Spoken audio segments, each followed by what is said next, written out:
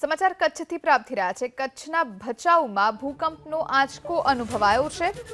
કચ્છમાં ફરી એક વખત ધરાધ્રુજી। ભચાઉમાં અનુભવાયો ભૂકંપનો આંચકો। સવારે 6:59 એટલે કે 7 વાગ્યાના અરસામાં 2.7ની તીવ્રતાનો આંચકો અનુભવાયો।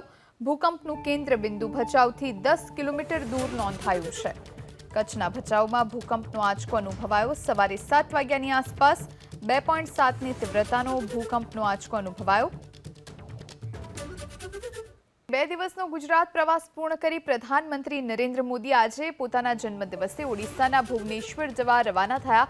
2 દિવસના ગુજરાત પ્રવાસ દરમિયાન પ્રધાનમંત્રી મોદીએ ગુજરાતને 8,000 કરોડથી વધુના વિકાસ કાર્યોની ભેટ આપી। ગાંધીનગર અમદાવાદ મેટ્રો ફેઝ 2નું ઉદ્ઘાટન કર્યું તો ભુજ અમદાવાદ વચ્ચે વંદે મેટ્રો ટ્રેનને પણ લીલી ઝંડી આપી। આજે પ્રધાનમંત્રી મોદીનો જન્મદિવસ હોવાથી મંત્રીમંડળના તમામ મંત્રીઓ એરપોર્ટ પર પહોંચ્યા છે, જ્યાં મુખ્યમંત્રી, ગૃહ રાજ્યમંત્રી સહિતના મંત્રીઓ એરપોર્ટ પર પ્રધાનમંત્રીને જન્મદિવસની શુભકામના સાથે વિદાય આપશે।